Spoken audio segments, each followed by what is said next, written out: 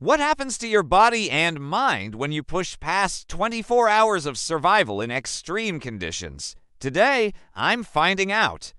For the next 24 plus hours, I'll survive with no sleep, no real food, just minimal rations of water and a few snacks, and absolutely no comfort. My environment is cramped, isolated, and designed to push me to my limit. The challenge isn't just about staying awake. It's about enduring hunger, fatigue, boredom, and mental pressure while finding smart ways to cope. The clock starts now. For the first few hours, it feels manageable. I distract myself with routines, hydration, light stretching, breathing exercises.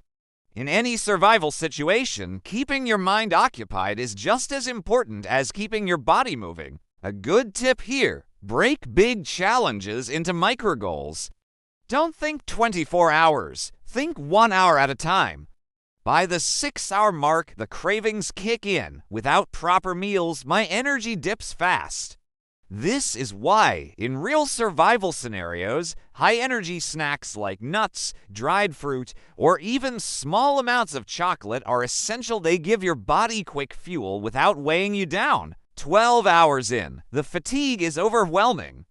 My body is screaming for rest, but with no chance to sleep, I rely on small hacks, splashing cold water on my face, chewing gum to trick my brain into alertness, and doing quick bursts of movement to keep blood flowing.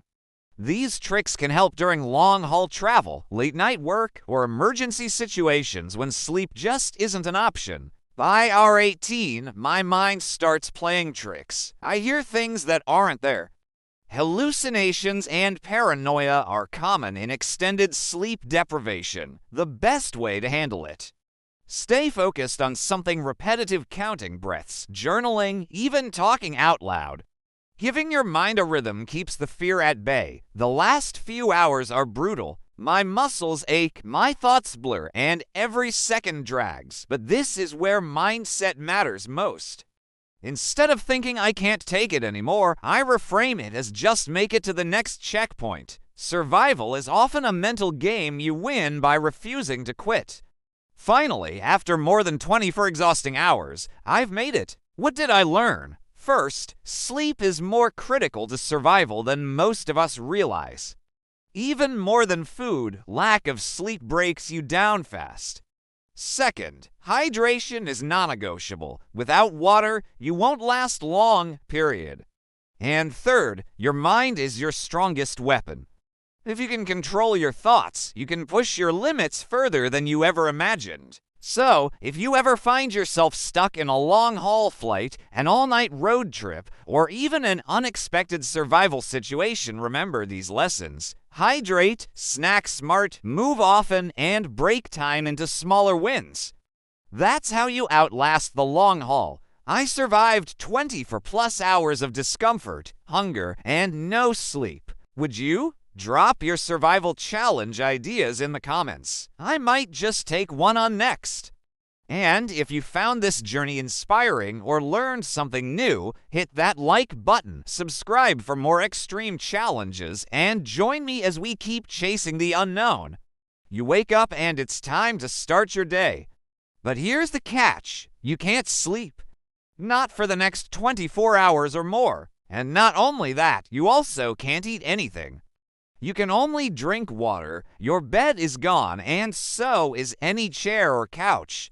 You have to stand for the entire duration. Oh yeah, and did I mention it's freezing cold outside?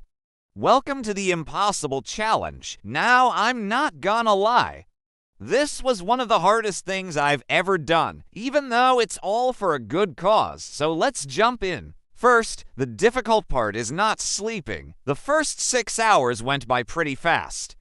I just stuck to my normal routine of drinking water every 30 minutes, doing light movements every hour, and deep breathing exercises every half hour.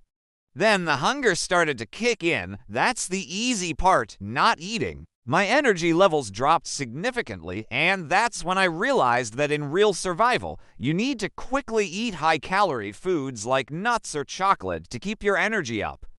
The next 6 hours were pure torture. Sleep deprivation really starts to set in. Every time I closed my eyes, I saw the Sandman. All I could think about was laying down and going to sleep.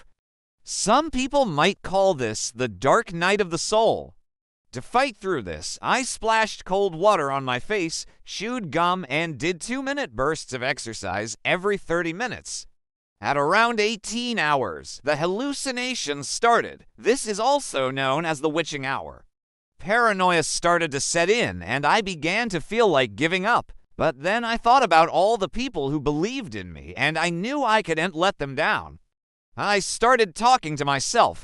Then I started writing in a journal, and I focused on micro goals like making it to the next tree or the next landmark. With each small win, my mind started to feel stronger. And even though my body felt like it was made of lead, I knew that if I could just get a few more hours in, I would be able to make it through the night. At around 20 hours, I had a new mission: make it to 24 hours. Each hour that passed felt like a lifetime. But finally, at 24 hours and 30 minutes, I collapsed in a heap. I couldn't believe I had survived. So what did I learn from this experience? First, lack of sleep hurts more than lack of food. In the short term, hydration is key. Drink plenty of water to keep your body running. Mental strength often matters more than physical stamina. And lastly, break big challenges into micro goals. That's how you survive the impossible. And there you have it. Thanks for watching. Now go out there and take on your own impossible challenges. Remember, you got this? I'll see you in the next video. Thanks for watching. Now go out there and take on your own impossible challenges. Remember, you got this. I'll see you in the next video.